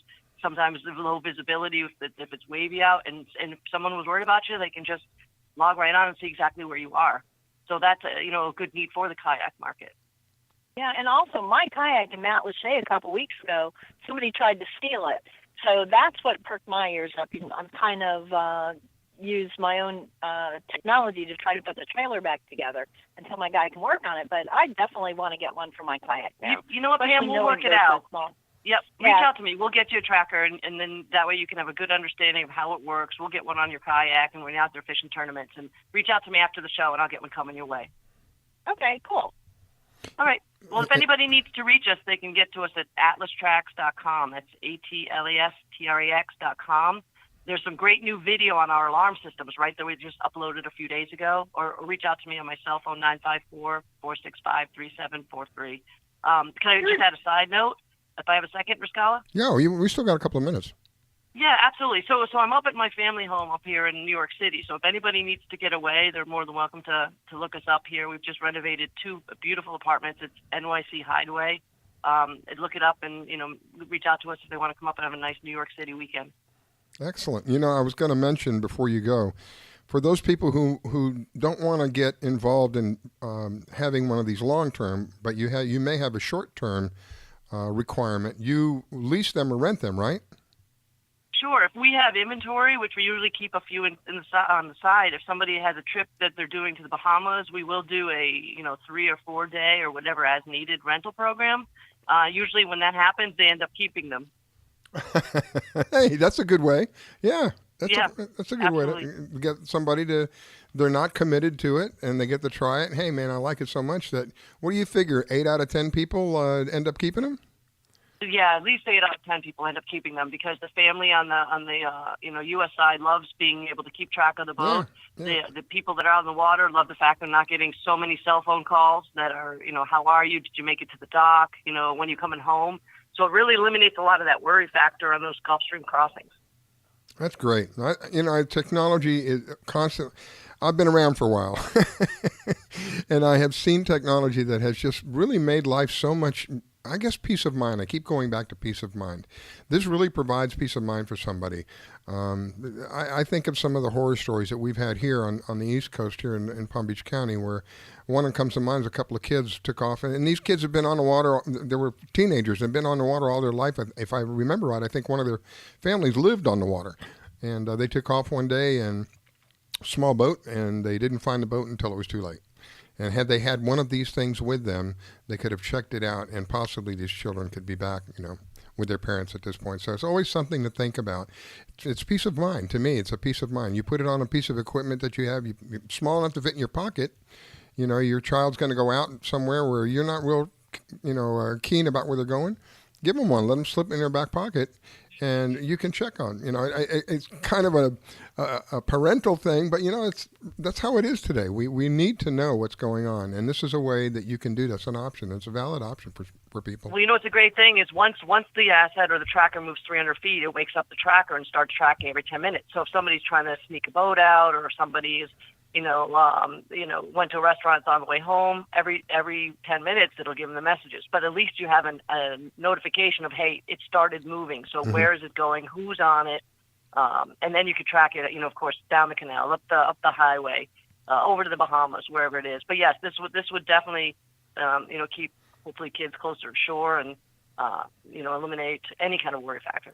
So while you're up there in all the ice, are you doing any ice fishing? No ice fishing. We actually, believe it or not, it was 57 degrees here yesterday and a little bit rainy. And the ice skating rinks, people are still out there on the outdoor arenas. But today the temperature dropped. There's some snow coming out, and we're going to go out and explore a little bit and see what we can come up with. But, no ice fishing yet. There's no even ice anywhere that I know of. Oh, but you did have a little snow, so that's pretty cool. Yep, snowing right now as we speak. So that's the first snow we've seen, and we're headed back to Florida in a few days, get going on fishing again. But, we'll definitely want to come up here, and it has a perfect reason. I brought a tracker with me, was running around Manhattan, and that way my family knew where I was. So that's another reason I just took How cool is that? Yeah, how cool is that? All right. Thank you so much. I appreciate it, Carolyn. Pam, anything you want to say before we go? No, I'm just totally impressed in what you're doing, and I thank you for getting started in this and bringing it to everybody's attention. It's definitely a product everybody can use. Yeah, and I was thinking, man, I wish agree. I had one of those when my kids were teenagers to stick in their first cars. Yeah. Yeah, absolutely. I'll make sure I get one for your kayak and your fishing team. So reach out to me. Anyone can call me 954-465-3743 for again rental or just questions or suggestions, anything that we can help with. Thank you, Carolyn. God bless you. We're looking forward to talking to you again real soon. And Happy New Year, guys. Pam, thank yes, you so much. Yes, a Happy New Year to you. Happy New Year. You got it, guys. Thanks so much. With your host, Riskella. Don't go away. We'll be right back.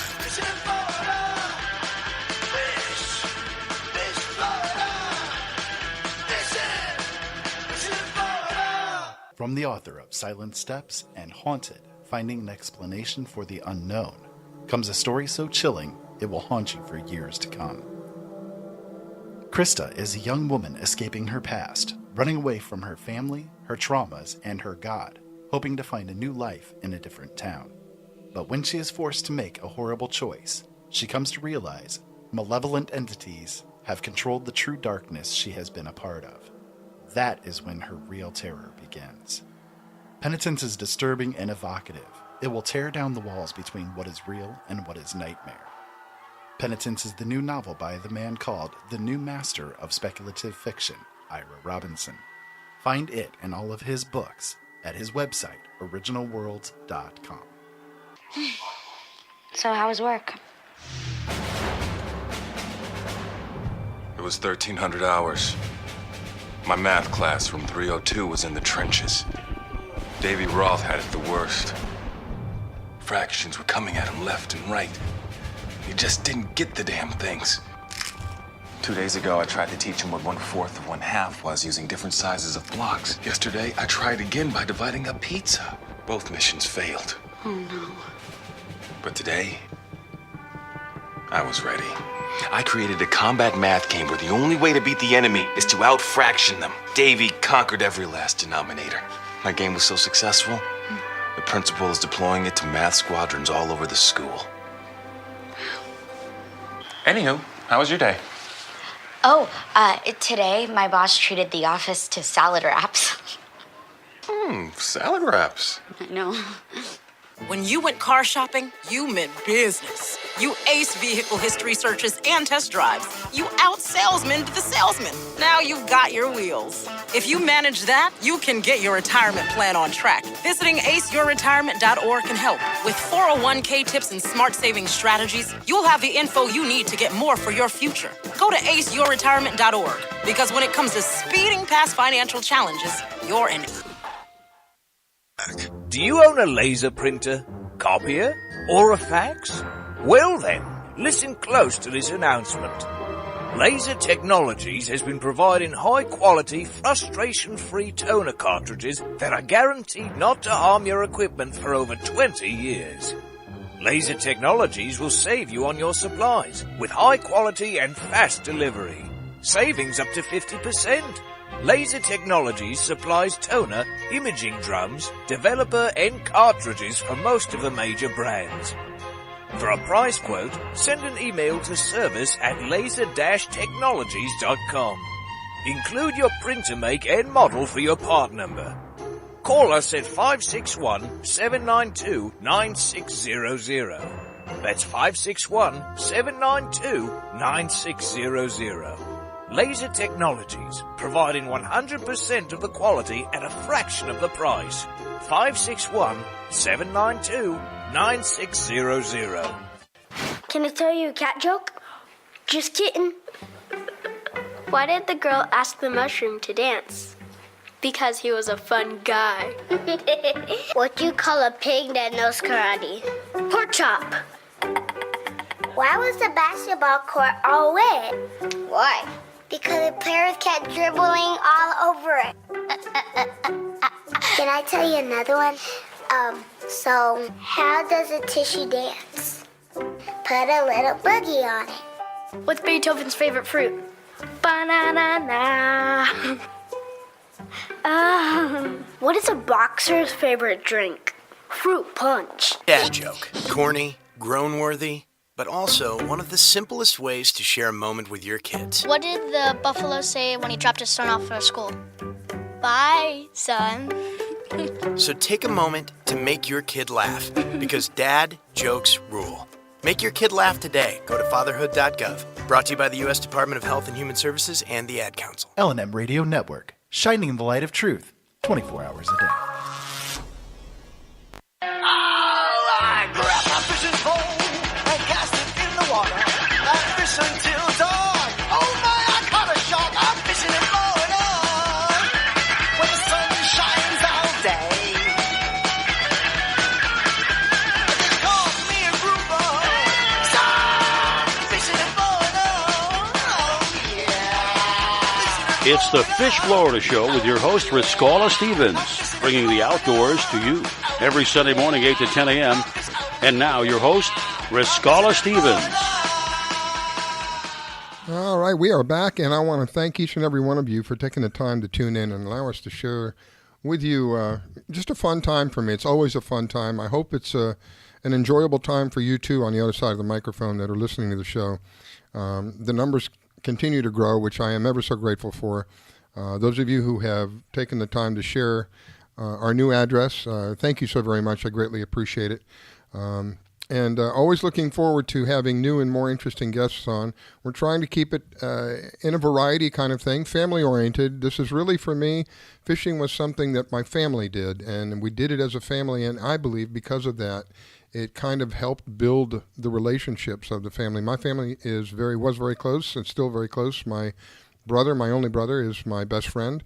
My mom and dad, God bless them, have both passed on, but we were always a very close family, and I believe fishing played a very big part of that. So that's part of the reason I do what I do, is to try to help people out there, give them an opportunity to do something different. I don't know who it was that would say Xboxes instead of, tackle boxes instead of Xboxes. I don't remember who was saying that, but it's a great alternative to go out there and teach your children how to fish, and it's an enjoyable. For me, it was always enjoyable. Always had a great time. So this morning, as always, I have the pleasure of having Pam Wirt. Pam is one of the top female kayak anglers here in Florida. I never get tired of saying that because she's worked hard to get to that, and she has proved it. So good morning, Pam. Good morning, sir. Thank you for the invitation. I always love this show. Hey, I wanted to mention while I was thinking about it, we just had Carolyn on with Atlas Tracks. Another vessel stolen this last week. I think it was 32 or 36 foot, a large. This isn't a small boat. When we talk about the stuff that goes on, this was a very big boat. This was probably into the hundreds, over $100,000 in value. It had either 3 or 4. I'm trying to picture it in my mind. I think it had 3 200 horsepower outboard engines on the back of it. It was a dual axle trailer. It's not something somebody's going to pick up and take off with down the road like a bat out of where. This is something that took time and planning, and unfortunately these people didn't have anything like Atlas Tracks on the vessel, and so now they have to look at the possibilities of not getting it back or getting it back, and doggone well if they get it back it's going to be beat up. It's the feeling of having something taken from you. You work hard for, what you have, and then someone comes along and does something. It's a what am I? The word I can't think of. It's like a violated. Exactly. It's a violation. Thank you. That's what I was trying to think of. It's a violation, and you can avoid all that. Really, you can. There's things that you can do to avoid all that, and. It's like the feeling that you had when you came out and noticed, oh my goodness, somebody tried to take my kayak, right? Yep. The trailer's all busted up. It was horrible. It's like, excuse the owner's expression, but you just wanted to sit there and cry. But you had to move on. But it is sad that we have to deal with that kind of thing today. But the good side of that is we have ways that we can reduce it, completely eliminate it. And catch the people who are doing this. That's the other side of the equation. The people who are doing this need to be caught and need to be served with justice, because as long as it's a profitable thing, that's why this continues. It's like Bruce Bruce was saying he thought it was his. It may not have been his, but a day or two after his $5,000 unit was stolen, some friends of his tell him, it looks like yours on, I think he said Craigslist, if I'm not mistaken. He looked at the picture, he said, looked just like mine, going for $1,100, brand new unit. So those people who are buying it, you're the other side of the equation. We got to get out of this mentality, because all we're doing is creating a vicious cycle that's just over and over and over. Somebody steals it, somebody sells it, they steal it, and they sell it. If they're low enough to steal it and they can't sell it, then just maybe they'll go on to some other profession, right? Exactly. It's that's the one thing. If a crook can't get rid of it, and it's no use to him. Right. It's incriminating. That's the word I was looking for. It's incriminating. He's got to get rid of it. That's the other side of the equation we don't talk about a lot. We got to get out of the mentality of, doggone well, if you see one of these units. Now, again, I'm not familiar with this. I was shocked when he was telling me there were units in the tens of thousands of dollars. But you see a unit like his, it was, I think he said $5,600 is what he paid for it. And then you see a brand new unit for like $1,100, right off the bat, something's not right. And then, of course, on a place like one of the best places to buy stuff that's not right is Craigslist, unfortunately. There's just a lot of scammers here. So these are the kind of things that you can look out for because, again, it's building relationships where everybody benefits. If we can reduce or stop the marketplace for these things, and nobody wants to buy them, man, I'm not buying that. Come on. I don't care if it's brand new and it's a quarter of the price. It's just supporting this more of this cycle. So if we get into that mentality and realize it, by not doing it, we actually help reduce and hopefully someday stop this nonsense. But until then, we've got to do what we can do. And there are options out there. Atlas Tracks is one of them. For those of you who may have, thousands of dollars invested into your GPS, look into Atlas Tracks. Pam was surprised. I thought it was a small thing about the size of a business card because I remember talking to her about it. And if I recall, I'm almost certain as well, it's completely waterproof. So God forbid if, you give this one of your kids and they're out on a boat and they go overboard, it's waterproof. They can still, transmit. Yep. No, I'm definitely, I'm going to buy one and put it on my boat. Especially after what happened a couple weeks ago, it opened my eyes. I always locked the boat down to the trailer, but that totally opened my eyes that somebody would try to bust up the trailer like that to get out of the boat. It's just, it's sad that we live in a time like that, but the good part is there's something we can do about it. We just don't have to be a victim. Just like Bruce was not just a victim. He was a victim, but he decided not to continue being a victim. He decided to do what he could to speak out and help bring an end to what was happening in that particular industry. These GPSs that are being stolen off the boats, they're leaving the boat alone and they're swiping the GPS and taking off. And there's things that manufacturers can do. There are things that manufacturers can do, and I think they should be held responsible. The other part of it is, I believe, the first of those who come out with some of these deterrents. The first deterrent would be, and I know this is literally a step, it's not even a jump, to put some kind of password-related firmware on the machine so that once it's moved or something, it's locked down. You can't get into it it doesn't matter who you are, you can't get into it unless you're the owner and you have a password of some sort, and it can be tracked by your cell phone. These are very small things that can be done that can help reduce this, this industry. This is really sad that we have to put up with this kind of, we have so many other things that we could worry about. This is just, one of those things. Yeah, it's just, I don't get the criminal mind as it is anyway, work for what you want. I think that's the problem with most of us. We don't have a criminal mind. We don't think like criminals. And so we think everybody's, I've always said if you are honest at heart, you just basically think everybody that you come in contact with is honest at heart. And then when somebody stabs you in the back, you're like shocked. How could they do that? Because they don't think like us. These people are in a completely different world. They don't think the way that we think. All they think about is how much money they can make and how easy it is for them in some cases to make that. Thousands of dollars in some cases. That's, it's shameful. Anyway, you are going to be down in Pompano 3 weeks? Yep, around 11th, 12th, 13th for the Sailfish Tournament. So I'll drop by. Hopefully you get a chance to say hi to you. I will be on the water that Sunday, so I can probably call in, but I don't know if I'm going to stop fishing for 2 hours. I don't expect you to. Not catch it. Unless I'm not catching anything, which would be a great diversion. Yeah. Well, no, I don't know if that's going to happen. Not with Pam. Not catch. You know, you told me about the thing. Was it in Louisiana you went to? Uh-huh. Yeah, and The you put them all IFA championships in Grand Isle. and you put them all to shame. Well, I don't know. I didn't win the event, but I did real well on trout. That amazed them. Well, didn't you tell me that they found you number one of something there? Oh, overall, just for you have how do I want to say this? A series of tournaments with the IFA, Mhm. and I ended up top female angler from the state of Florida through the IFA. There you go. Verified. So it's not just my opinion. It's a fact. Documented. And you could have asked Joe. I mean, Joe was real sweet about it, and I'm going to go pat myself on the back. But out of all his tournaments, I'm the top lady angler, placed more times than any other lady angler in his tournaments. And you know what else I love about you? You take time So much. to work with other ladies and show them how to, just like Betty with Ladies Let's Go Fishing, you take your time out and work with other people. I think is more accurate because you've worked with young children as well. 14 or 15-year-old a couple of months ago or a month or so ago you had on. Who was that? Yeah. He was a teenager, right? 11-year-olds or 12-year-old? Yeah, he was 11. He was a junior angler for the IFA, Joel's son. And he was just absolutely adorable. Yeah.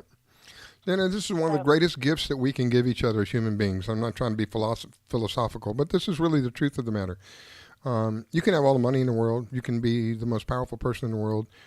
But time is something that you don't know how much you've got. Nobody knows how much time they've got. When you take your time, which is non-refundable, when you take your time and spend it with somebody else, teaching them and being an inspiration to them, that is one of the most awesome gifts that we can give as one human to another, is to share our time with each other. That's why I'm always so grateful for the listeners. I always say that I am honored and privileged to have you listen. I don't just say that to you guys. I mean it, because you're taking your time, non-refundable, to listen to us. You know, and we try to make it as enjoyable as possible. Sometimes it gets a little serious, but we try to keep it to a minimum, try to keep it lighthearted. But some things we do need to speak about. It would be silly for us to stick our heads in the sand. And that's why I'm so grateful for you, the listeners, to tune into the show and listen and allow us to share with you, because you're giving us your time, non-refundable. Thank you to each one of you out there that do that. And again, thank you to those of you who have spread the word that we've moved to a new home, the LNM Radio Network. Our previous network, they may be playing the show. I'm not sure, but we left there. We came here. This is a little larger network for us. They're really not accustomed to having this kind of show on the network, but I think they're kind of they're getting used to it, if you will, because this is completely different than all the other shows that we do on this network. And I was going to say, if you have any questions, if there's a particular subject out there that you all want to hear more about, get in touch. You can email us. You can IM us. Yeah, you can find us on Facebook. us. Yeah, leave us a post on Facebook. The Facebook page is open to posts. You got a question, you can put it there, or you can find us at thefishfloridashow.com. I believe there's a remarks portion there, a little form that you can fill out. We'll be happy to see if we can get you an answer. Absolutely. And as we go down the road here, I will open the phones up and allow people to call in. Typically around this time of the show, around the 9:20 mark, is when we have our open discussion times. And so we'll open the phone lines up and allow people to call in. If you have a comment or question, you can do that as well. And we'll give out the phone number at that time. And while I'm thinking about it, there's a way that you can listen to us, many ways that you can listen to us. Of course, you can always go to thefishfloridashow.com and click on Listen Live. Or you can download the Fish Florida app. It's absolutely free. You can find it at all the major stores. And you can listen to us on the app. You can also find us on TuneIn. If you go to LNM Radio Network on TuneIn, you can find us there. We are on Studio A, by the way. This is a little larger network than we had before. They have 2 different studios, so don't be confused. We are on Studio A, always will be on Studio A. So if you go to the LNM Radio Network and you're on the website, you'll see there's a Studio A and Studio B. We're on Studio A, 8 to 10 a.m., again, every Sunday. And we will be opening the lines up sometime, probably maybe next week or so. We'll be opening them up. Looking forward to speaking with some of the listeners out there, getting some feedback. And if you don't want to call in, I know some people are very shy about calling in. You don't want to do that, you can leave us feedback on the Facebook page. Getting ready to take a break. Any parting words before we take a break there, Miss Pam? No, get out and wet a line. Yeah. It's a beautiful day. Oh, my goodness. It certainly is a gorgeous day out there. And you would be doing yourself a great injustice if you didn't get out there and enjoy it. Don't go away. You're listening to the Fish Florida Show with your host, Riskella. Don't go away. We'll be right back.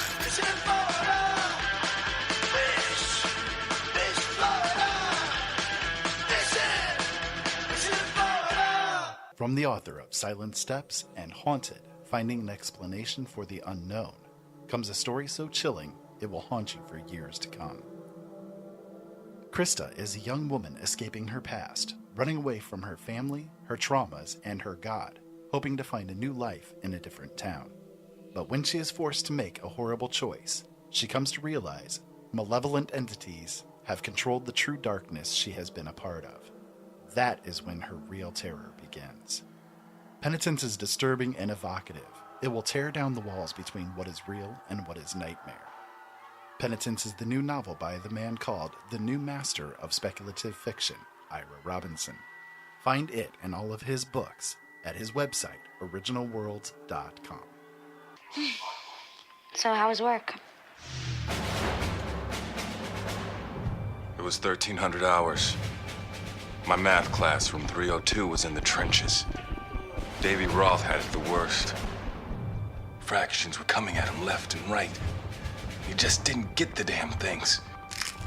2 days ago, I tried to teach him what 1/4 of 1/2 was using different sizes of blocks. Yesterday, I tried again by dividing up pizza. Both missions failed. Oh no.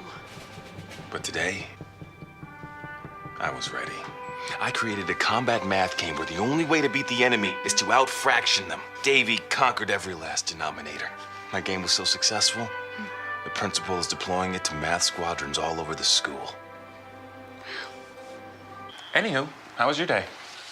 Oh, today my boss treated the office to salad wraps.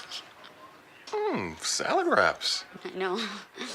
When you went car shopping, you meant business. You aced vehicle history searches and test drives. You out-salesmaned the salesman. Now you've got your wheels. If you manage that, you can get your retirement plan on track. Visiting aceyourretirement.org can help. With 401k tips and smart saving strategies, you'll have the info you need to get more for your future. Go to aceyourretirement.org, because when it comes to speeding past financial challenges, you're in it.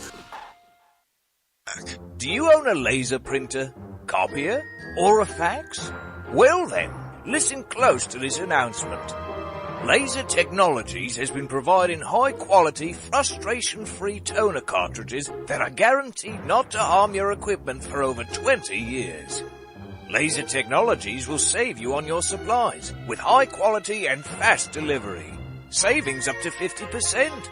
Laser Technologies supplies toner, imaging drums, developer and cartridges for most of the major brands.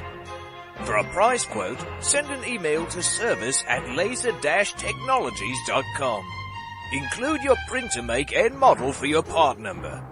Call us at 561-792-9600.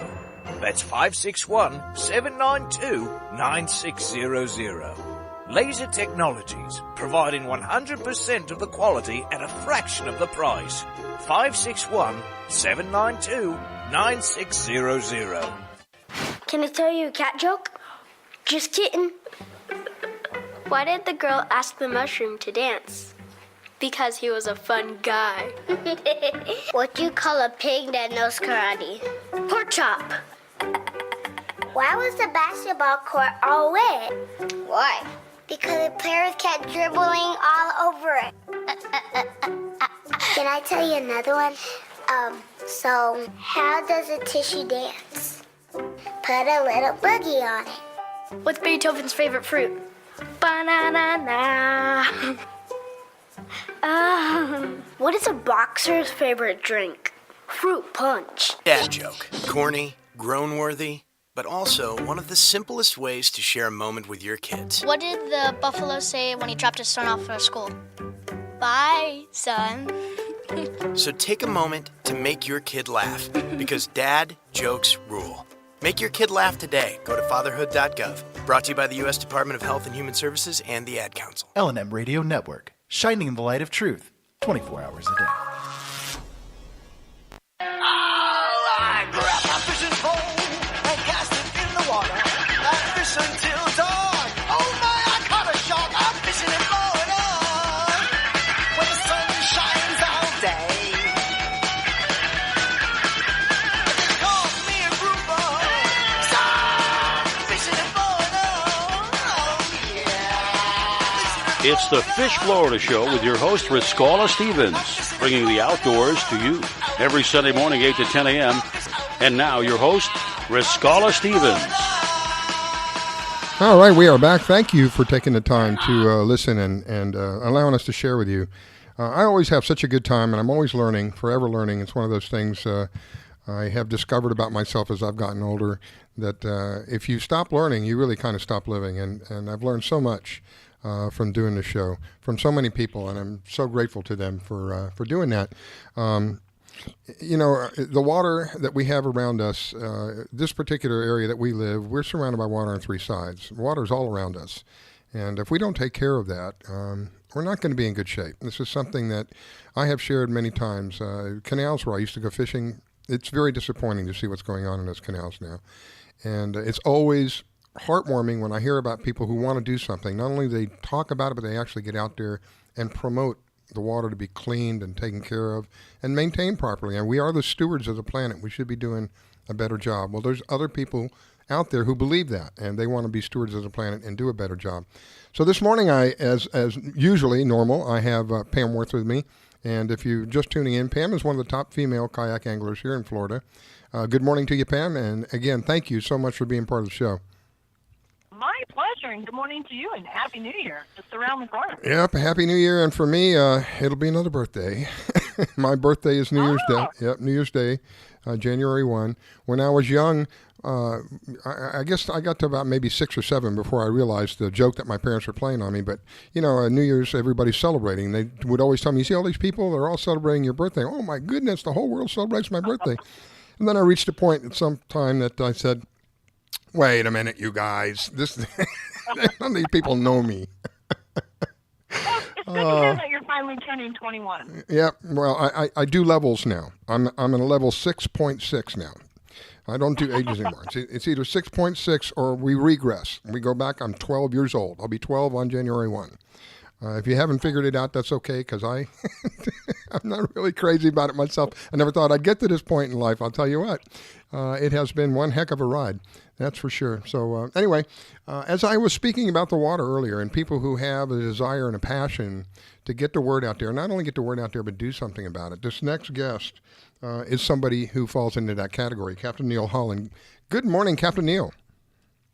Hey, Riscala, good morning. Happy 12th birthday. Thank you. Pam, hi, good morning. So, you know, as I've been talking about the water and the importance of the water, and you're one of them that inspires me, because you not only talk about it, but you do something about it. Kind of go into a little bit about what you do. Yeah, glad to. You know, as regular listeners of your show will know, I have with a group of other like-minded folks here in the Tampa Bay area, we have a small community nonprofit called Ocean AIDS 360. And through a small grant that we've received for the period 2018-2019 from the National Oceanic and Atmospheric Administration, NOAA, we're conducting a tournament event series to collect ghost fishing gear, which is crab traps and mono line and all kinds of stuff that's been abandoned to the environment or lost during a storm. We're out collecting that kind of thing, and also other forms of litter that we find during a 4-hour search, which occurs once each month. So we do it just like a fishing tournament day, like a lot of your listeners will be familiar with. But instead of chasing redfish or snook or trout or sailfish, we're out there in pursuit of abandoned crab traps and all kinds of plastics and things like that. And our participants bring it back to the dock. We weigh it in, and we come up with a leaderboard, and we're awarding over our 6 events, which occur over 6 months, we're awarding $25,000 in industry-sponsored prizes. Wow. Now, if that's So not enough to make an it's really incentive, go ahead.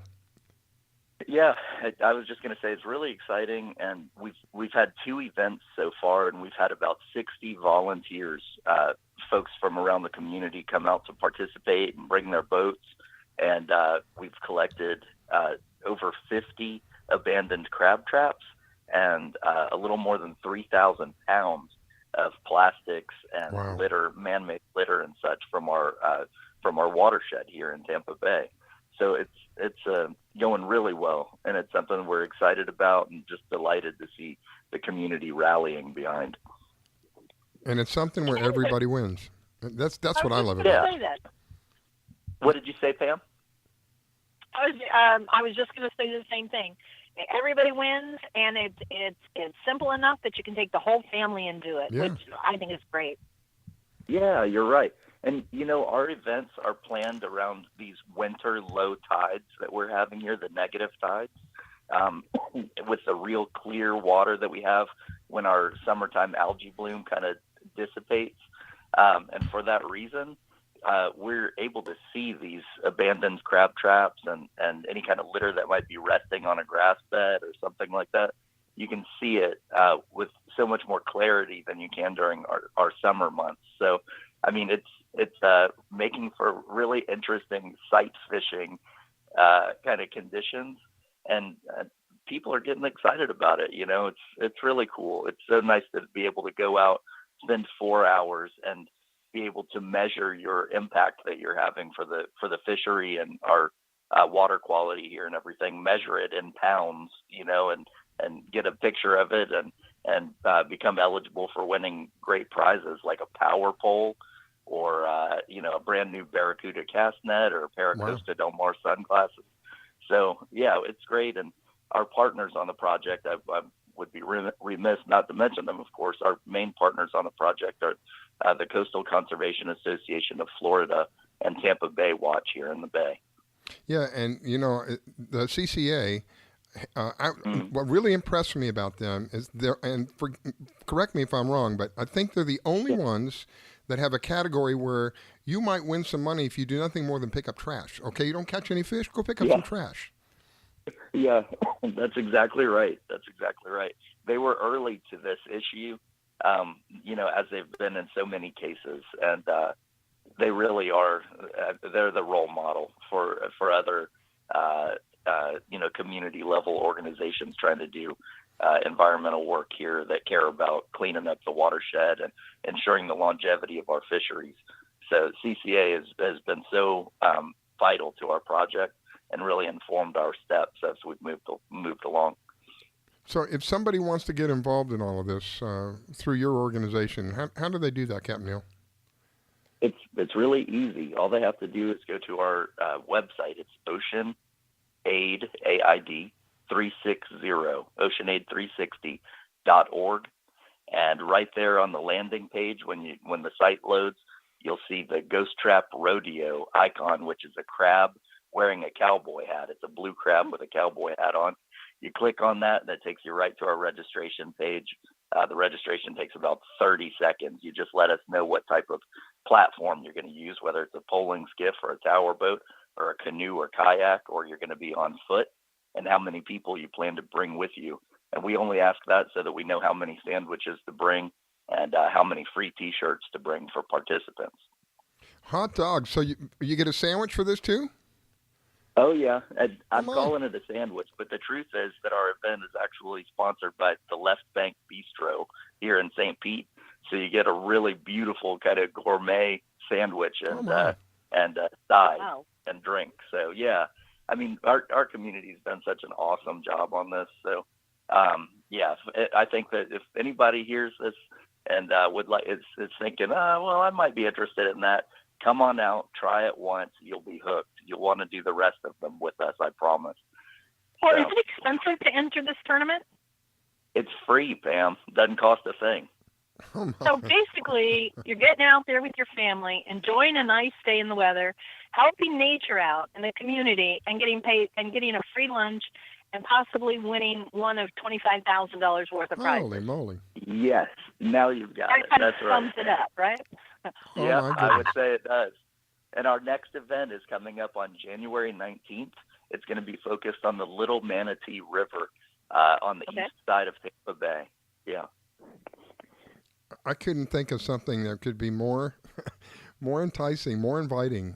You don't have to pay anything to get involved, and you may end up winning something before it's all over. But you know, the most important part is everybody wins. You're benefiting by going out and enjoying. Today's a gorgeous day, by the way. I don't know if those of you who are listening are here in South Florida or even on the West Coast. I looked at the radar, and it's just plain clean everywhere. There's hardly anything going on. The last refresh I did was winds are up to about 10 miles an hour. So that means that the seas are probably going to be very low, 2 to maybe 4 feet at the most, I think. So it's going to be a gorgeous day. You get out there and enjoy it. And something to bear in mind is when you get out there and you see these things in the water, whether you're on the East Coast or the West Coast, make a mental note of it. And that way when the time comes, especially there on the West Coast where they're having these tournaments, you'll know where to go. And Captain Neal, you also have a way of identifying, right, an abandoned trap? We do. You know, I would say that for the sake of radio, the simplest way for your listeners to determine whether a trap is meets the definition of derelict or not is that it's derelict if one of its 6 sides have been compromised. So if the trap is in good shape and it's got a line and buoy, and all 6 of its sides are intact without any damage, then that trap is fine and can be allowed to continue fishing. If that trap has a side folded in, or if it's if it's broken apart or something like that, that trap is considered derelict by the FWC and should lawfully be removed. Here in Tampa Bay, the other thing that we come across a lot are traps with no buoy and no line, just resting on the bottom. That trap that's a derelict trap as well. And just out of curiosity, what happens with all the traps? They go into the landfill? No, that's a great question. Early on in our project planning, we were contacted by the FWC, Florida's Fish and Wildlife Conservation Commission. And they said, hey, we understand you're going to be producing all these blue crab traps. We would really like to take those off of your hands and use them for a couple of oyster bed pilot projects that we're doing around the state of Florida. We want to use it as the base layer with concrete kind of poured in between the mesh of the traps. And then they use it to attract larval oyster and kind of kick off new populations of oyster beds in important areas around the state. Wow.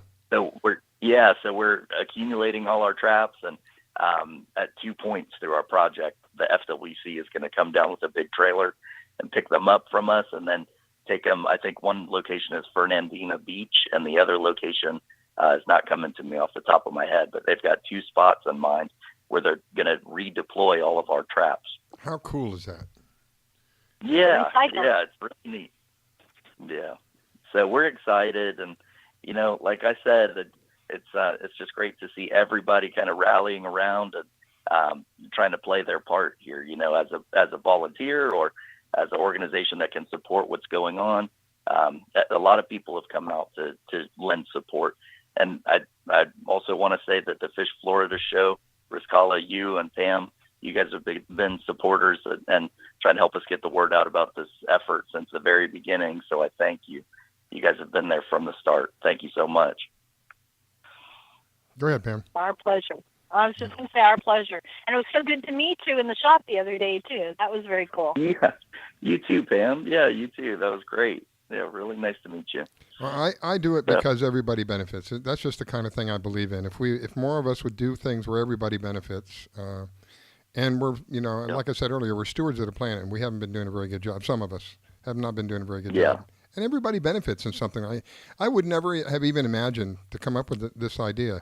So everybody wins. I love that. I would easily promote that any time of day. Captain Neal, greatly appreciate it, sir. I am all out of time. It's the end of the show. Thank you, everybody, for listening. Captain Neal will have you back on with an update of what's going on. And Pam, thank you for your part in the show. Ladies and gentlemen, thank you. You are the most important part of this. Thank you for listening to the Fish Florida Show. We will be back in about a week or so.